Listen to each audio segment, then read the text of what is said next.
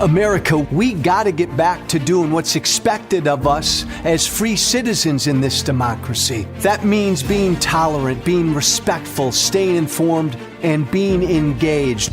I'm former Congressman Joe Walsh. Follow me here and join the millions of Americans who are renewing their social contract with each other. The social contract, it's on us.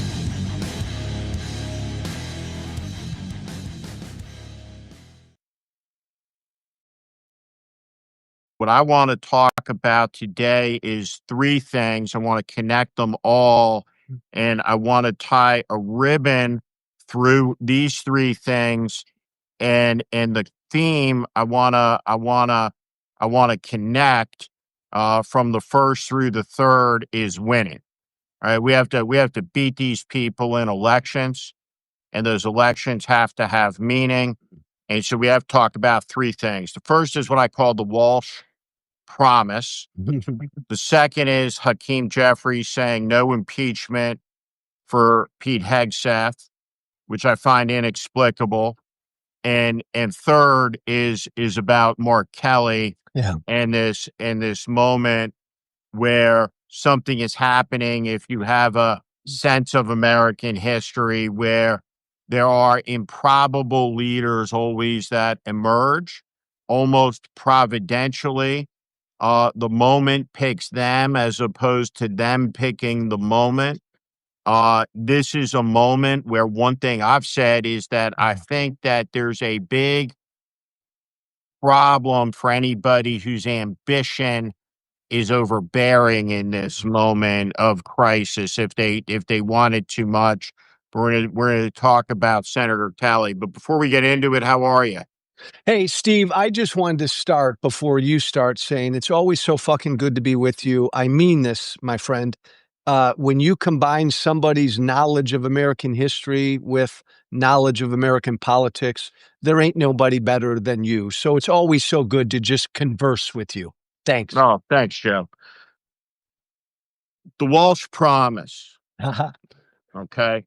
What what am I referring to? You know, and I wanna explain to everybody why this is so important.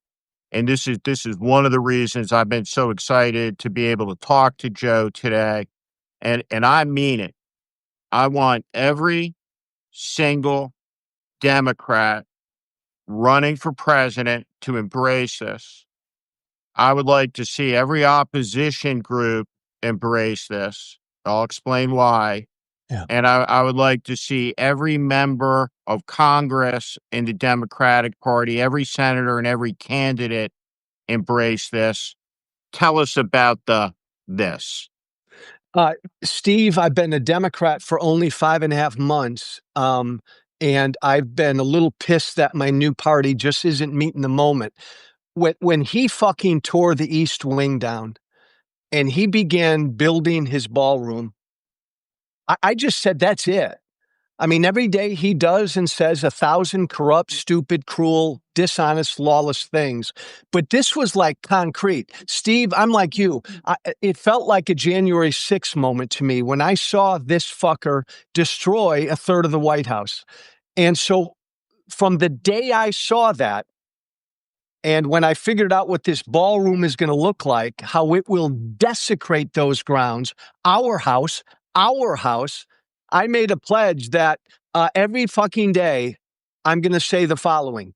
Any Democrat running for president in 2028 must pledge to tear down the ballroom, Trump's ballroom, and rebuild the East Wing.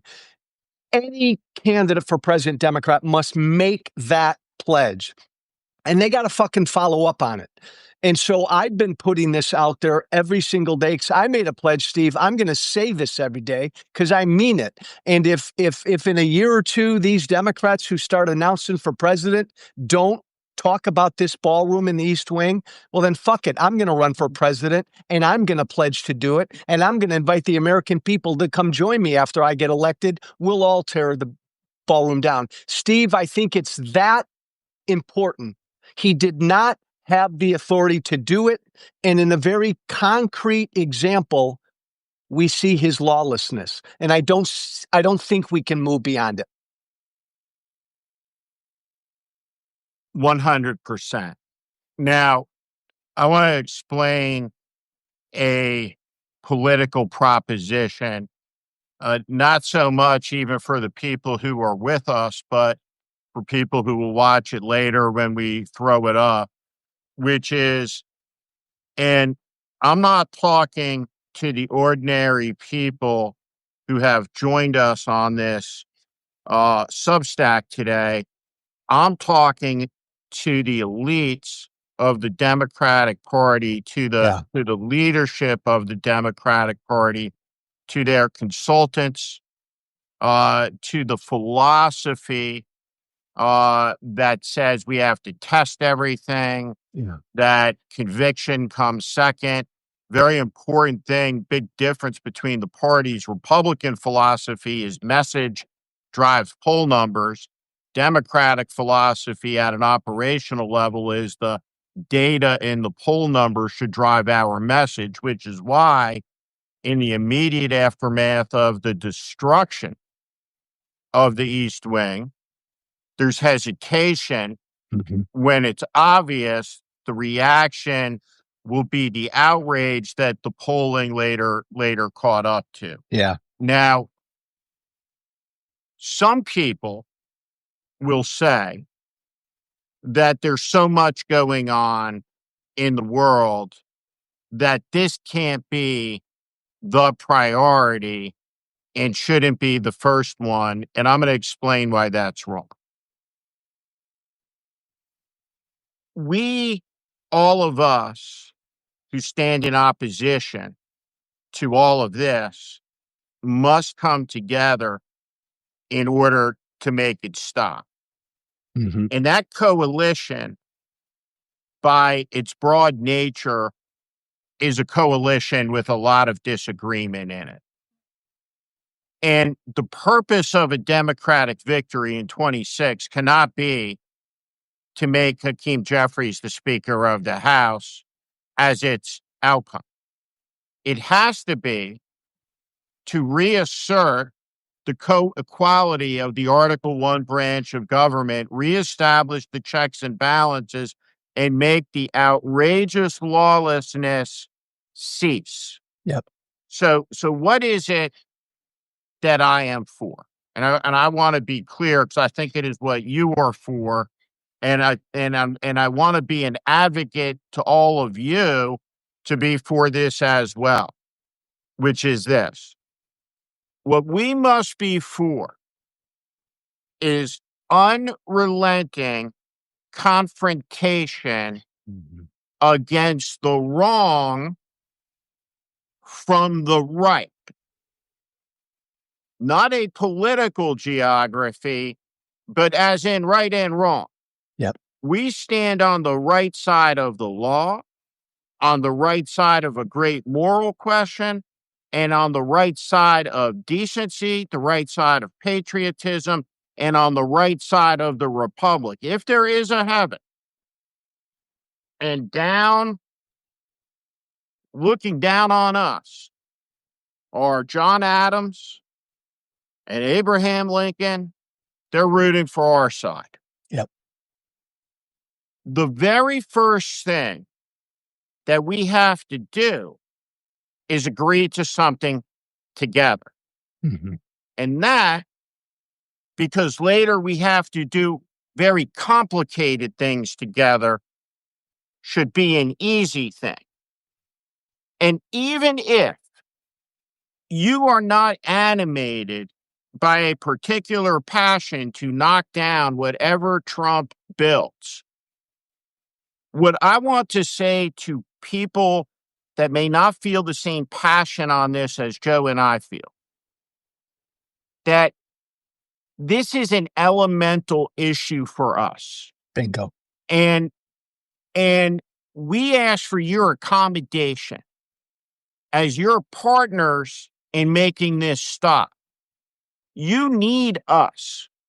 You need the people who believe like us that knocking this down is a first order desecration And before we do anything else, because this aligns with everything that must be done, Yeah. we must together knock down something and make that a symbol of the first thing that we can do together so we can talk about the next thing and the next thing and the next thing after that.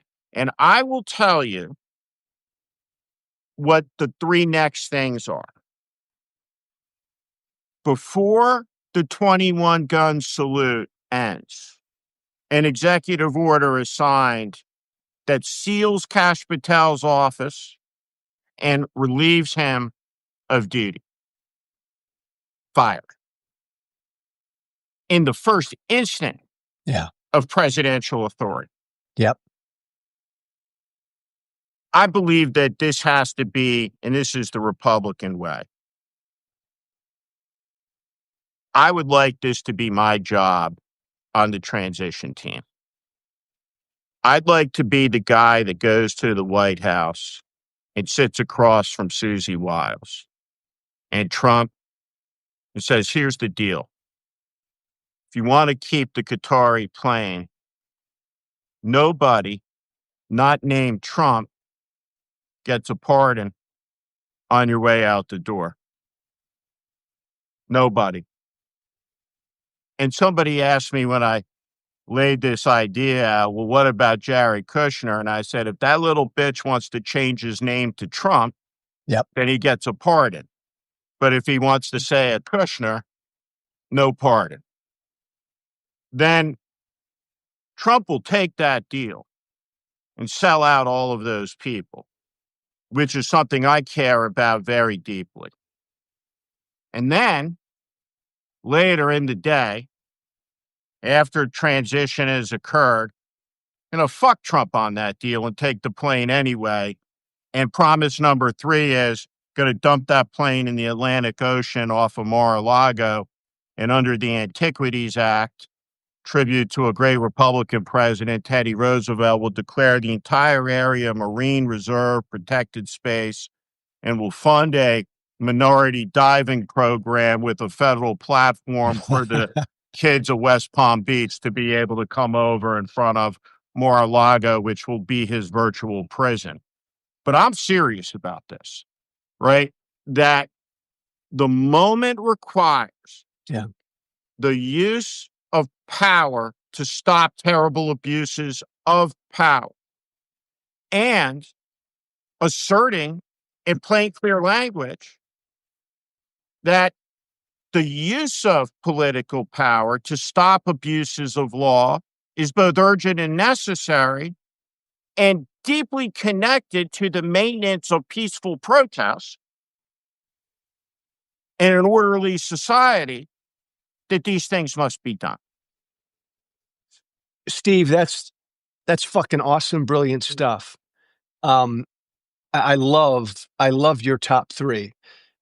Look, this country's dangerously divided and we got to heal, but we don't got to heal until we defeat the threat. Kind of like the Civil War. We got to defeat fascism. Part of that is holding these people accountable. If you believe Trump is the very thing our founders feared, and I believe that house he's building has to come down. That palace he's building has to come down. If the American people, Steve, can't rally around the fact that we don't have a palace in this country, well, then I'm going to go down and fish for the rest of my life down in the Keys, and I'm done with it. We don't that's our house.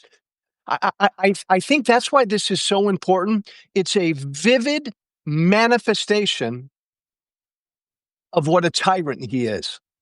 That vivid manifestation needs to come down. And I don't want to hear people like Gavin Newsom and others running for president maybe in a couple of years saying, oh, yeah, Joe, that ballroom, baby, that's got to come down, blah, blah, blah, and not really meaning it.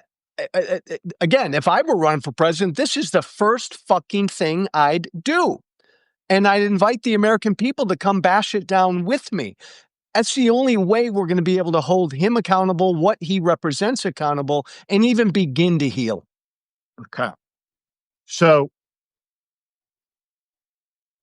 we in this moment have to be able to, I think, as an opposition, stand for some things that are not details of abstract policy particulars from legislation that doesn't yet exist. We have to Bingo. talk about principles, and we have to talk about breaking up accumulations of unprecedented capital and power at the hinges where policy is made in government, a corrupt oligarchy where a uh, Michael Sachs is the living embodiment of the military industrial complex that Eisenhower warned about.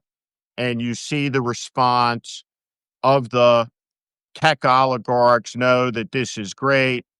And when we look out at the horizon, we can see what the implications will be for ordinary people with their electricity costs, with the draining of resources, as all of these giant data centers start to come online.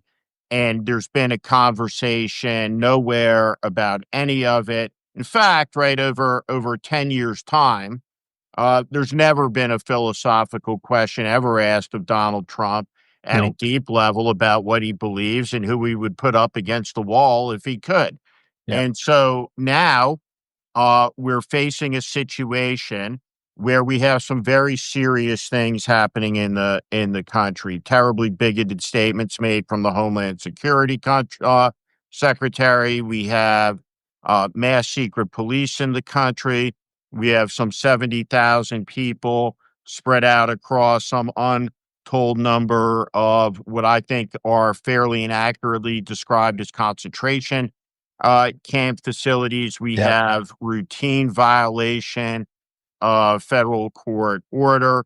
We have the pardoning of a drug kingpin, former president of Honduras, found guilty by U.S. federal court, sentenced to 45 years of prison.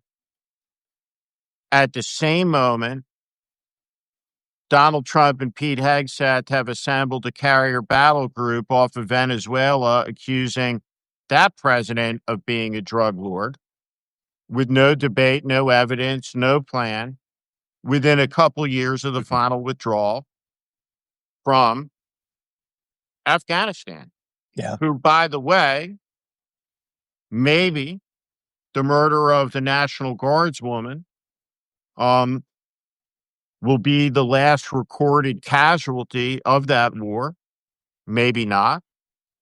You go to the wall in Washington, you can see the first names, the first casualties, and the last killed in that war. Maybe she'll be the last of the blue on green violence, an Afghan partner killing an American soldier who should Yeah. not have been there, should not have been deployed there because Yep. Washington is not under siege. There is no war. And it was pointless. Just like the deaths of any forces killed in some concocted invasion of Venezuela will be without debate. So we ought to talk about it now. And by the way, Steve, what you just said there, I've said, I have not heard Democratic leaders say that. Okay, Trump, MAGA, you want to play the fucking blame game? Trump's to blame for what happened to those two National Guard members. They had no business being there. They're picking up fucking trash. These people have lives, jobs, and families, and Trump's using them for political purposes. Trump is to blame. Steve, I love what you said. It's like my biggest criticism of my new party is just the failure to meet the moment and not speak with truth and power. I think and I wanna say something that I think is really important, and I have a deep conviction about that. I've been a registered Democrat for 5 years, but obviously, if you are a recent convert to the Democratic Party and we did not get in line in the Republican Party with any of the Trump stuff, Yeah. obviously, we're not gonna get in line with any of the stupid shit in the Democratic Party. We're Yeah. not those type of people. We're independent thinkers, and whatever percentage we make up, it is enough to be determinative in the outcome Yeah. of an election. Yeah. right? So I don't purport to be a majority faction or to represent a majority faction of the minority party right now, but I claim to be representative of enough of a part of that Yeah. party Yeah. that you need us. Yes. And I want to be heard. Everybody wants to be seen and wants to be heard. And and the Democratic Party has been an identitarian party of Hmm. recent years Hmm. that holds that it's really impossible to be seen or heard unless you're part of a preferred group, Yeah. often a group that faced historic discrimination. And now the offset would be because your group, your white male, did the discriminating, regardless of who you are as a matter of character. It's time for you to shut up. Hmm. And I want to push back on that. And I want to make clear something. The labels mean nothing. Hmm. The party letter means nothing to me.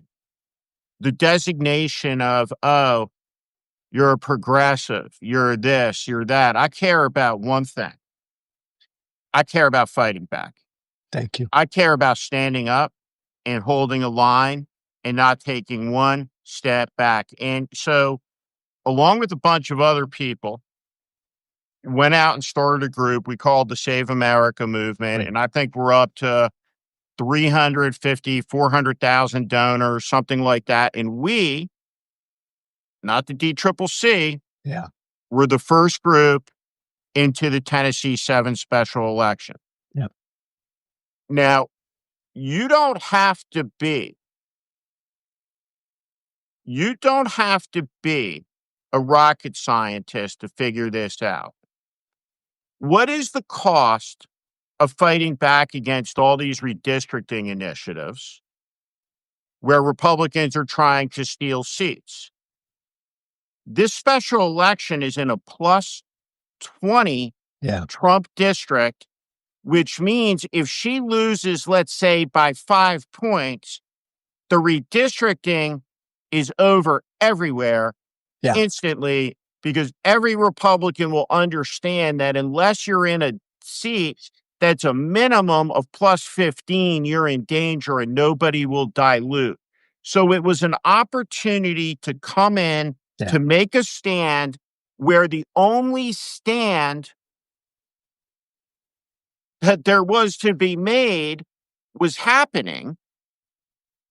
And the DCCC basically stayed out of it and got in after this new group. But at any rate, the new group with hundreds of thousands of donors is made up of people from all walks of life, experts, all 50 states coming together. It keeps growing, it keeps Hmm. getting bigger.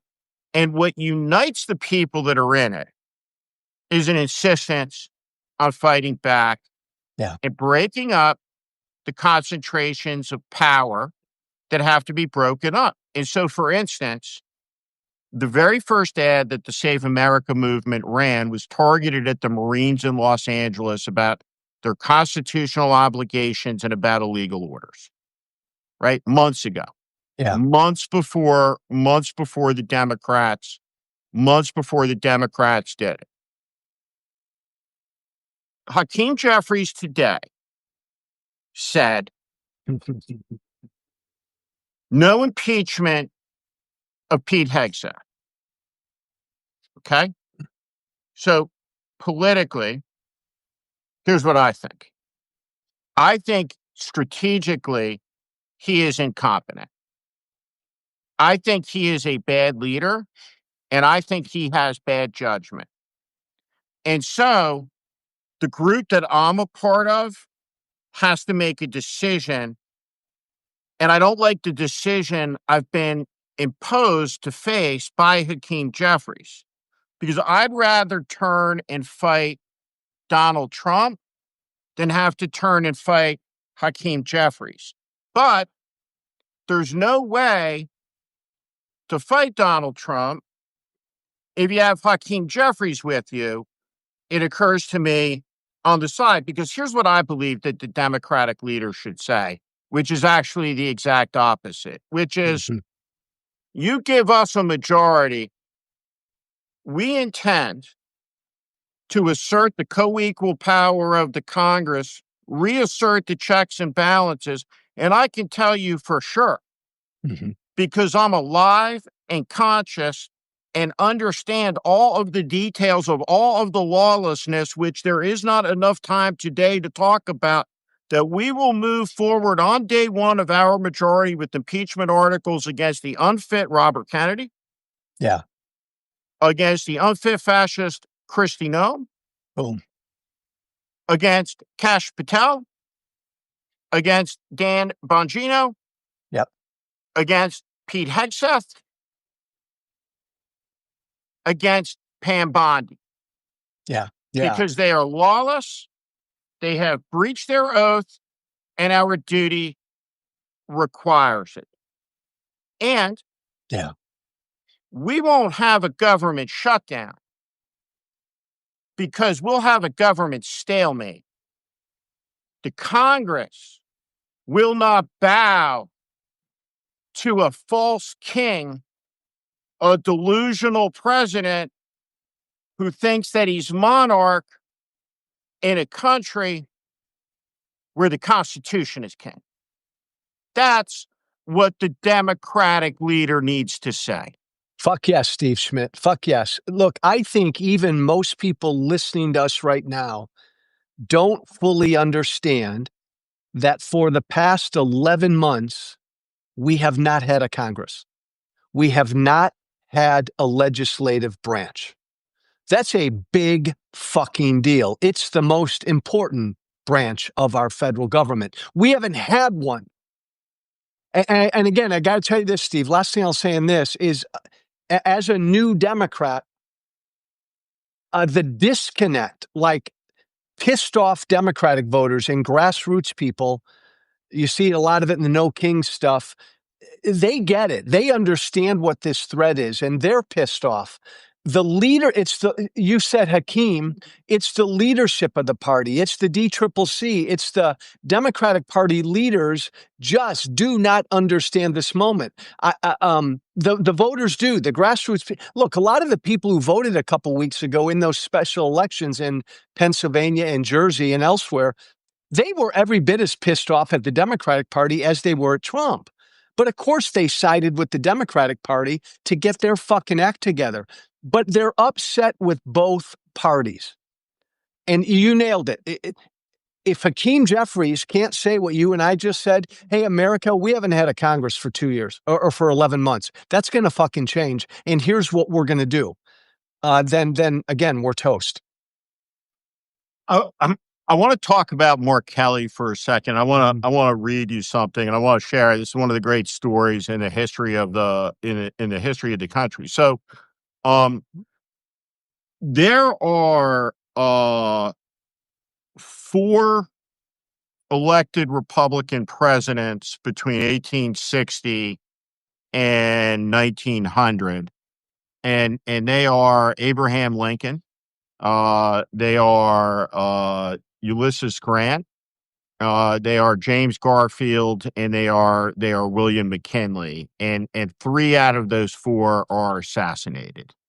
And one of those is Garfield, and all of them are veterans of the Civil War, and Mhm. all of them fought with the North. And in 1880, Garfield has come to the Republican convention, and the country is not in a good mood at Mhm. all.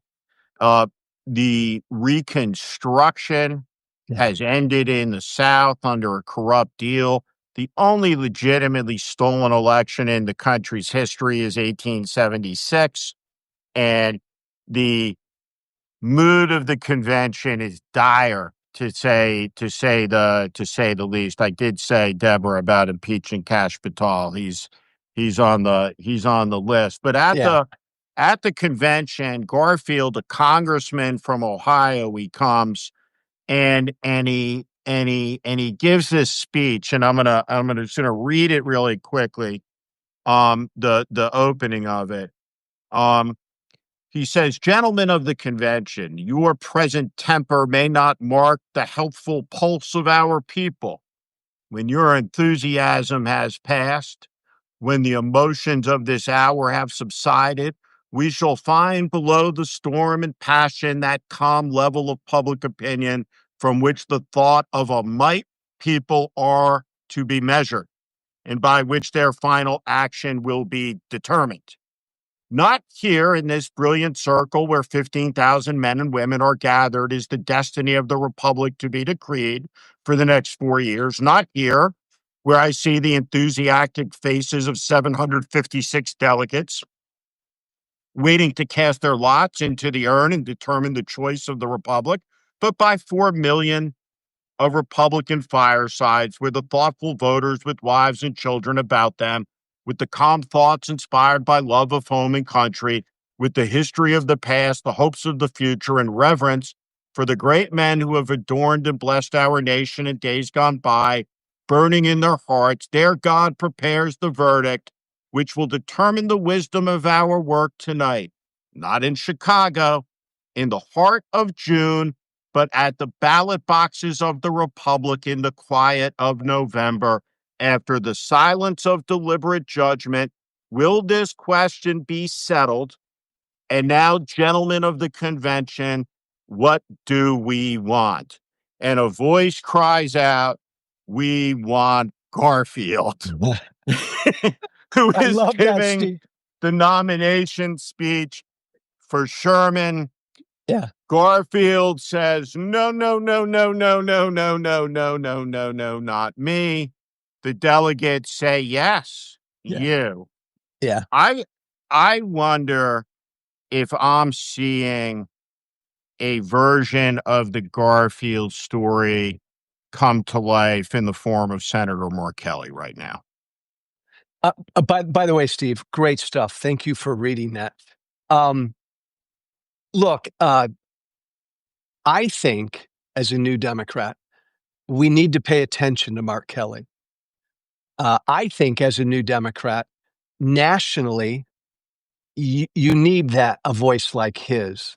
He's the antithesis of Trump. And he's serious, he's sober, a life of service, no fucking bullshit. Um, and he's reluctant. Like, Steve, because this has been your life. Politicians. I want to fucking run for Congress. I want to run for president. There's a mature reluctance about him. Trump went after him. Fucking A, I'm going to fight back. But he does it in a serious, sober way.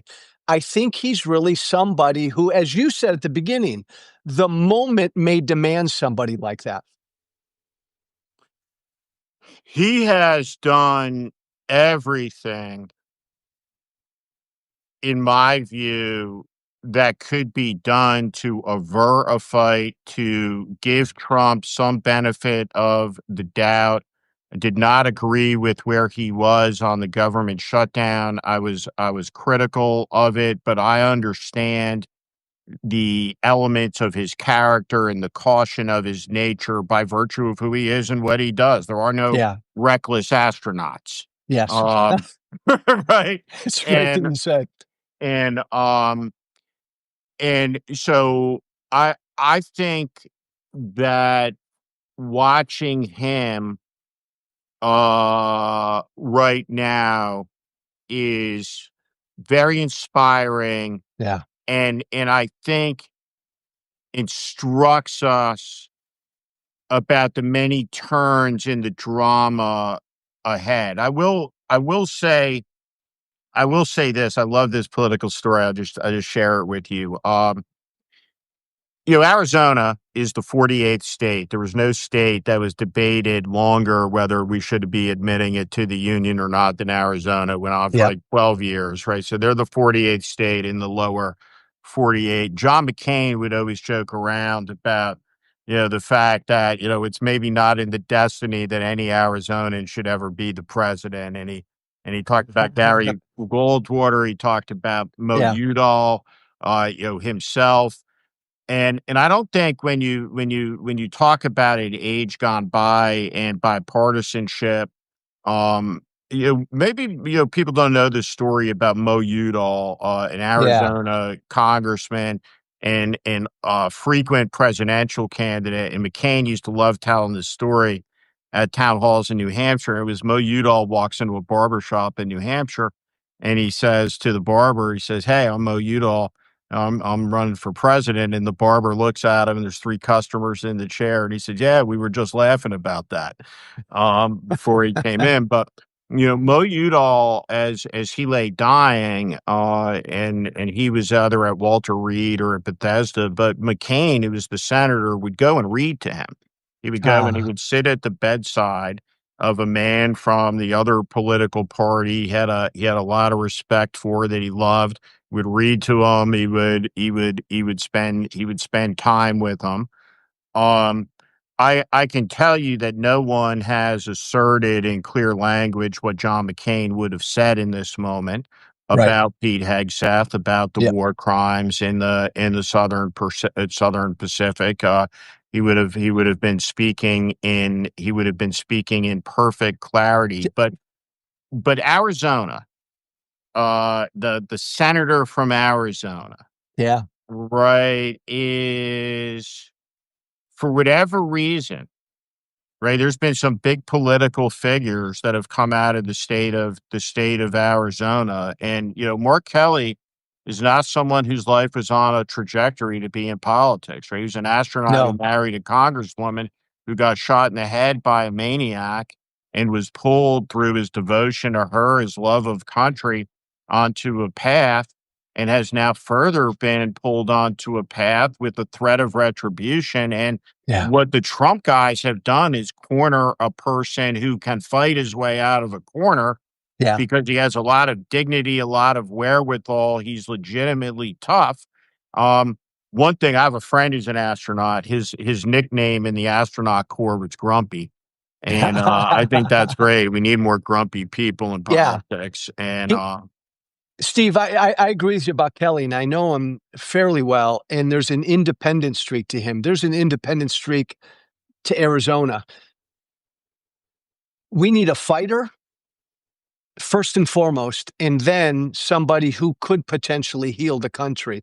But that fighter thing's got to come first. And we often think of a fighter as a loud guy and bah, bah, bah. There's a quiet fighter about him, a resolute fighter about Mark Kelly. That's interesting.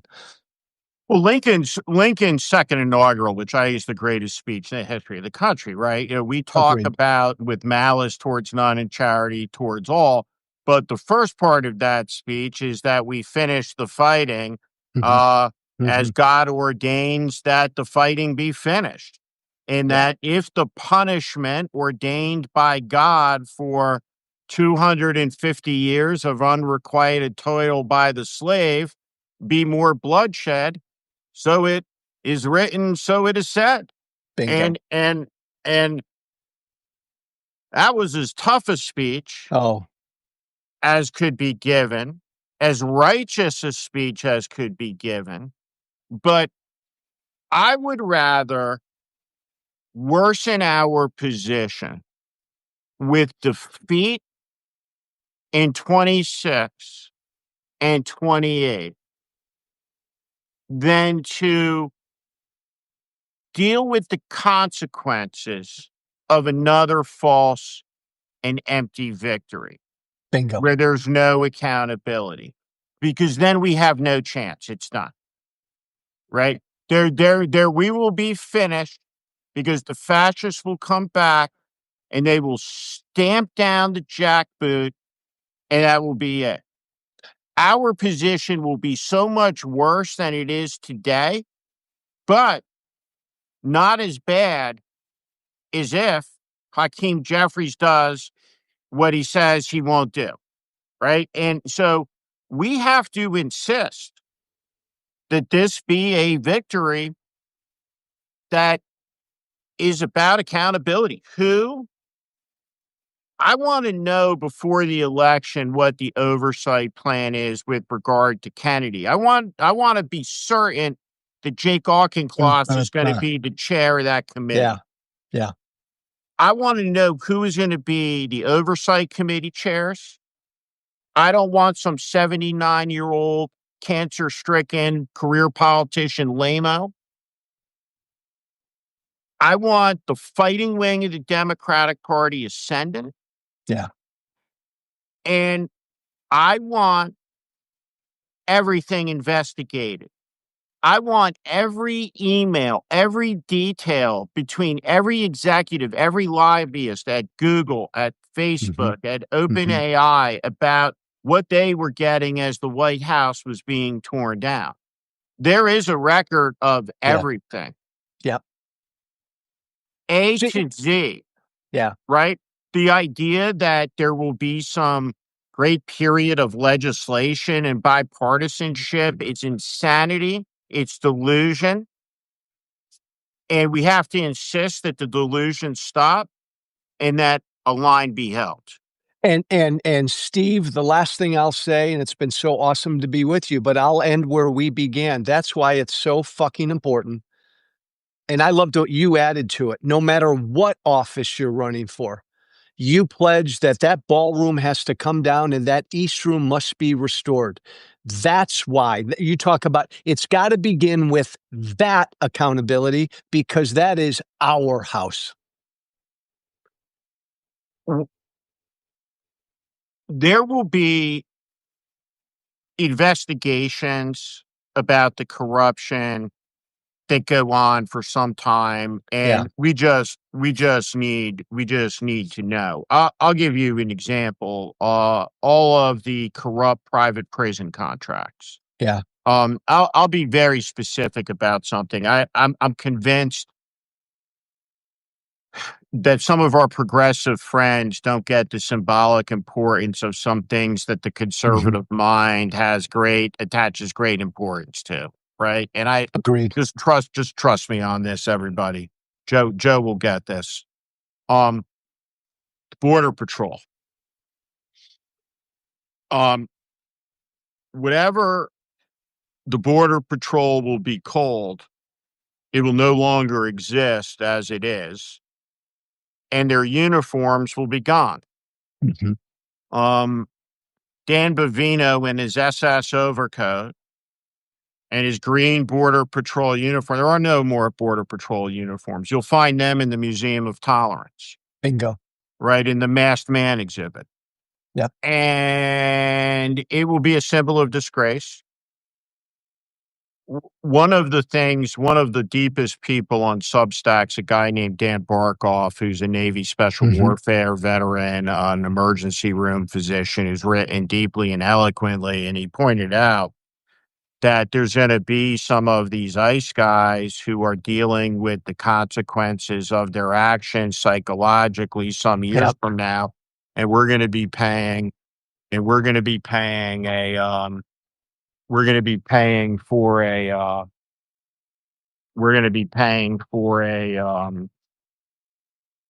psychologist, right? Out of, with their pension benefits and everything.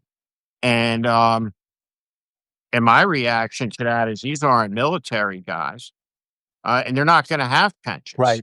Right. Um, is that most of these ICE guys are going to lose their pensions, like all of them. Um, I do want to use the word Gestapo. For those of you who are non-German speakers, Gestapo meant translated, right? State Yeah. secret police. We Yep. didn't have a secret police until we did have a secret police. Um, but it needs to be broken up, right? The Homeland Security Department has to be broken up. Amen. The politicization of the FBI has to be Amen. rooted out, lock, stock, and barrel, and standards reinforced. The depoliticization of the military. Yep. These are all very, very consequential things. And the purpose of opposition cannot be to achieve Hakeem Jeffrey's ambition. I don't give a fuck. What I care about is what we're talking about. And what we're talking about is the beginning of the first steps Yeah, of what will need to be an American reconstruction totally. at the 250-year mark, where we renew our republic. And the founders gave us a vehicle in the Constitution to amend it. It's not impossible to do. We have to change through constitutional amendment our campaign finance system. We have to change how we draw House districts. I think we need to expand the size of the House by 200 Yeah, seats. And we with can you. talk about that maybe on another episode. But we have to pass an equal rights amendment to protect American women, and to end all of those debates. There are many things that have to happen that start with doing something together simply, which brings us back full Yeah, circle to the necessity of yeah. knocking down whatever Trump builds there, because saying that we will signals that we can, Yes, and that we can yes. takes power away from him, because central to Trump's travesties and deconstructions is the notion that there's nothing you can do about it. And that's the biggest Yeah, lie going out there. yeah. Steve, that's brilliant and that's perfect. We can do something about this. We can tear it down. Look, again, I'll close with this. We've not been here before. The guy in the White House is the very thing our founders feared. One of our two major political parties is full on anti democracy and anti rule of law. We've not been here before. So suck it up. We got hard work to do, but it's got to begin by fucking fighting and holding people accountable. I want to say last thing. I've told this story before. I can't say it enough. I want to share it with Joe on the phone. I wrote a piece today on Substack, and I shared some images from a Life magazine from 1939, where the Germans had released photographs of concentration camps, Mm, and some of the slogans. And those concentration camps opened in 1933, so they had more time. But thus far, judged by that longer timeline between the first and the pictures, the Nazis were more transparent yeah. than has been ICE about their facilities, where priests are denied entrance to deliver communion, where a Presbyterian priest was fired on by a ICE thug under the command of Dan Bavino, Tom Hmm. Homan, Christy Nome, all potential crimes, and all of this, right? When you look at what I wrote today, for those of you who go to the morning and look at it, for those of you that are interested, and you look at those pictures of a concentration camp, uh, I just want to quickly share a story of a trip I made to Auschwitz last March. And I'm there with the guide, the head guide. His name is Paul Powell. And he had taken Musk around a couple of weeks earlier. And I asked Paul if Musk had gotten anything out of the experience. And he said, I'm afraid not. We go to this corner of Auschwitz, and we sit on a bench. And he says, people come here and they will say things to me like, is it true the birds don't fly over Auschwitz? And he points, and there's a stork taking off from one of the ponds where the ashes of a million human beings were dumped. And of course, the stork, symbolically the uh, symbol of life, of renewal, of birth. And so the stork flies off, and he says, that the killing here at Auschwitz got off to a late start compared to all the other Operation Reinhardt camps. And I said, I didn't know that. And he said, yeah, yeah. He said, the SS was not omniscient or all powerful in Germany. It was part of the state, and it needed building permits. Mm. So they needed to get a fire permit for the barracks, and they had difficulty getting the fire permit. But the real problem was the water permit. So the SS went to a German water bureaucrat and said, well, here are the plans for this prison in the middle of the woods in Poland for 100,000 people. And the German water bureaucrat says, what is your wastewater plan? And the SS says, well, we'll dump it in the river. And the German water bureaucrat says, well, you can't do that because there's millions of Germans who live downriver and you'll poison their water supply. And so the SS goes back to the German water bureaucrat two more times before the guy stamps ja on the camp opening.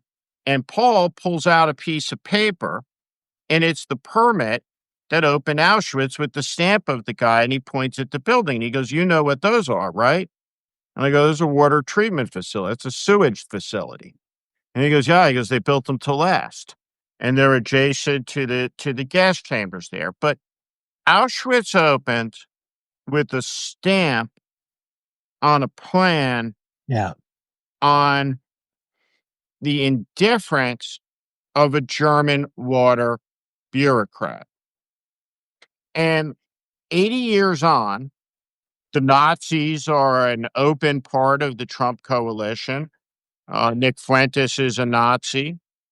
Stephen Miller is a Nazi. Yep. On the basis of the things Nazis said then and the things Yep. that Nazis say now, you can see a straight line. And so Yep. what I want to say to all of you who are listening, who've joined us today, is that disagreement's a good thing, that tolerance for dissent is an important thing, but you should have a deep intolerance for the extremism of a political movement that does not see humanity in people who have a different skin color than you, or have a different point of view than you, or that want to kill you or lock you up or assert that they have the power to do as they wish. One of the most important things that every one of you can do is watch how deeply corrupted our corporate media is Yeah. by sitting with your family and watching Kristen Welker with Christy Nome. And Kristen Welker asks Christy Nome, she says, you violate a federal judge's order. And Christy Nome basically responds to that question by saying, that judge has no authority over us because he's an activist judge. And we Yeah. will not listen to him, and we will do what we want, and we will do it again. And then she goes on in the next breath to say, yeah, we followed the orders we need to follow, and we followed the Constitution. And there was no follow-up question. Yep. And so I have a deep intolerance for the American media, at the New York Times, and at Vanity Fair, and at Condé Nast that celebrate American Canto Yep. Yep. in an age of corruption.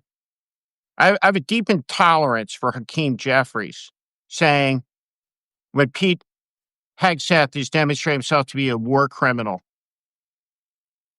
through the evidence, that there's no possibility of impeachment when it's mandated by his duty. I have a deep intolerance for the appeasements, the capitulations, and the moral surrenders of the corporate chieftains, of the Yep. tech oligarchs, Yep. of the media bosses, and Yep. all those who have profited at the expense of the republic. As Franklin Roosevelt said, beware those who would clip the wings of the American eagle. Yeah. Right. And for a little bit more. And so we have a great taker society, a great taker class at the top of it, and we got to defeat it. And this is what fascism is. It is a mutation of conservatism. Mm-hmm. We should talk about that Yeah. the next time we're together, about how this virus came out of conservatism. Yep. Long time coming. And the last thing I wanna say, you talk about alternate histories, and I wanna get into this kind of more philosophically with you.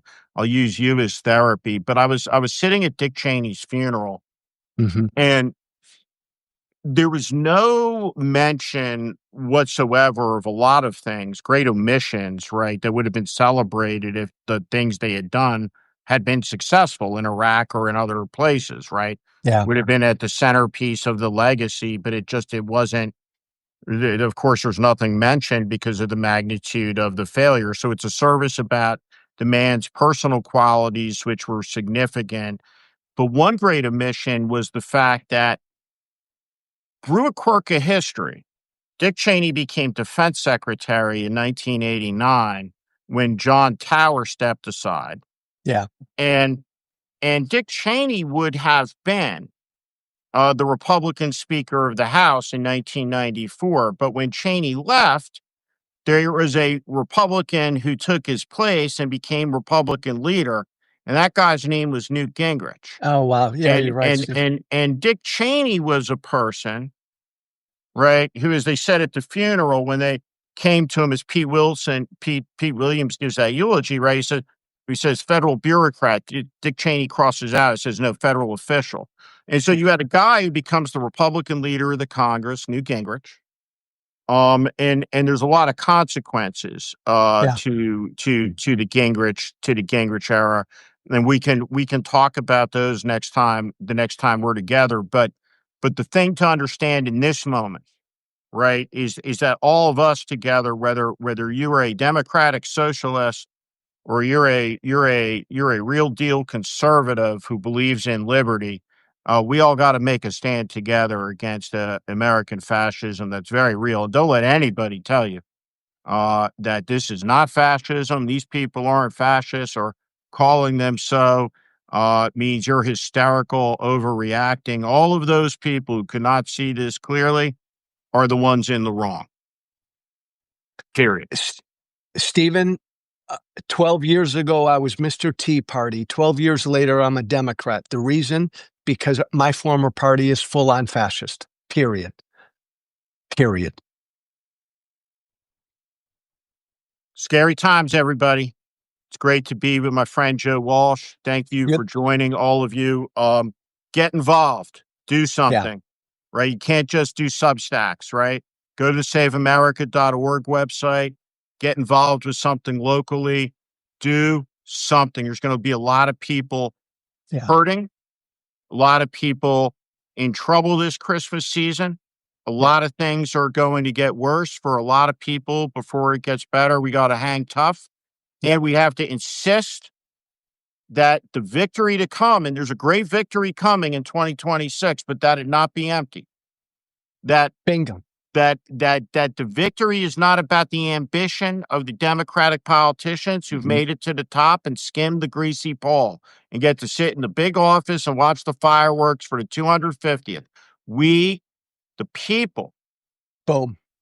demand something more of you. And with Perfectly that, said, Steve Schmidt. An honor, my brother. Thank you. see you, Joe Walsh. Bye. Thanks, guys.